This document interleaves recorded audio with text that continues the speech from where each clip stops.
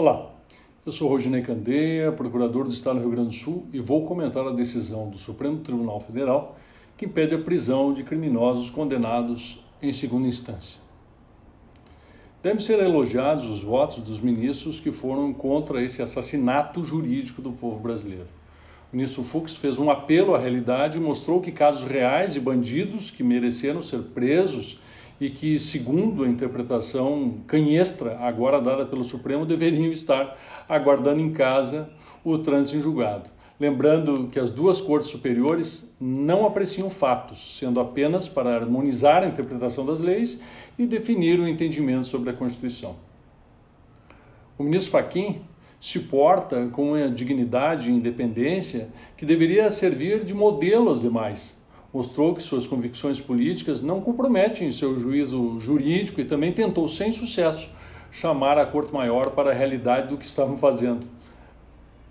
O ministro Barroso tem dado verdadeiras pérolas aos demais ministros, mostrando que quando se entendeu possível a prisão após segunda instância, diminuiu a quantidade de prisões, apontando bem que não foram os pobres que mobilizaram os mais brilhantes e caros advogados do país para essa causa.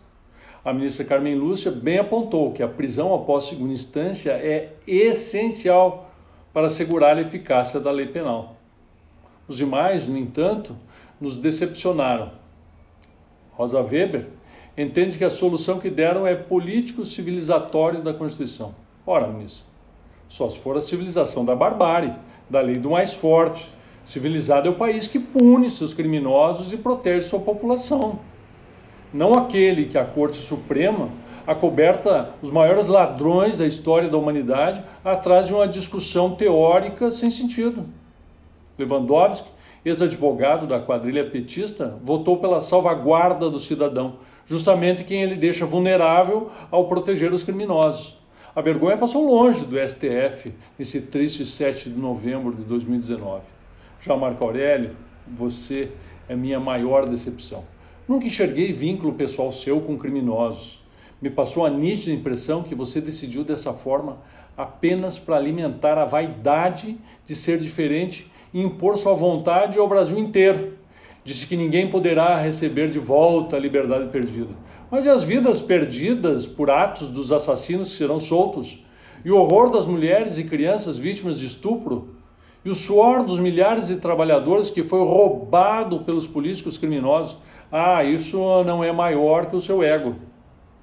Gilmar Mendes, que mudou de lado como catavento quando o vento da moralidade chegou na sua vizinhança, disse que a Constituição impede que o criminoso seja considerado culpado após o trânsito em julgado, considerando que houve mau uso das execuções provisórias após a decisão do STF de 2016. Claro, no Brasil sempre foi de mau gosto prender os ricos e poderosos. É mau uso a prisão dos criminosos de colarinho branco, como os que soltou ao longo dos últimos tempos. O bom uso é apenas para criminosos comuns sem vínculos com os ministros do Supremo e com aqueles que os nomearam para o triste papel de enterrar a legitimidade e o respeito da Suprema Corte brasileira.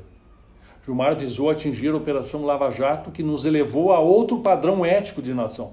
Agora voltamos à escória do mundo, pátria da impunidade e do vale-tudo das elites delinquentes. Confesso que me surpreendi pela posição do ministro Celso de Mello, por quem tinha extrema consideração. No rastro de Gilmar mostrou-se o estupor com a possibilidade de que os assaltantes da nação fossem presos pela Lava Jato, em retórica rebuscada, mas completamente vazia de conteúdo. Por Toffoli, advogado-geral de Lula, 500 mil presos podem ser soltos para justificar a liberdade do maior criminoso da história desse país. Cumpriu o papel para o qual foi colocado no Supremo e cumpriu-se a sábia frase de Aparício Torelli, o Barão de Tararé. De onde menos se espera que saia alguma coisa, dali é que não sai nada mesmo. Há vários métodos para se interpretar uma lei ou a Constituição. O primeiro deles é a interpretação literal, considerada a mais rasa e insuficiente, pois não se preocupa com os efeitos que pode causar.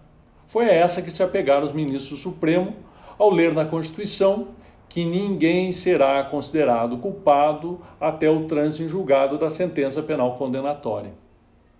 A interpretação mais apropriada é a que busca entender e atingir a finalidade da lei. Essa deveria ter sido prestigiada pelos Supremos Ministros, pois o que se espera do STF é que colabore para a paz social, a garantia dos direitos fundamentais, dos quais a vida e a propriedade são os mais importantes.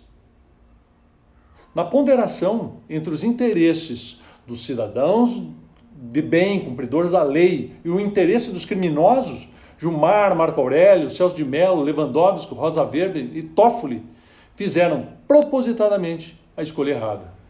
Qualquer argumentação jurídica para sustentar essa posição é mero artifício de retórica para sustentar o insustentável absurdo que filmaram. Jogaram toda a sociedade brasileira à mercê dos criminosos, daqueles que roubaram a nação e dos bandidos comuns, que matam, estupram e roubam os cidadãos de bem. É um dia de luto para a justiça e para o Brasil. Que Deus nos proteja.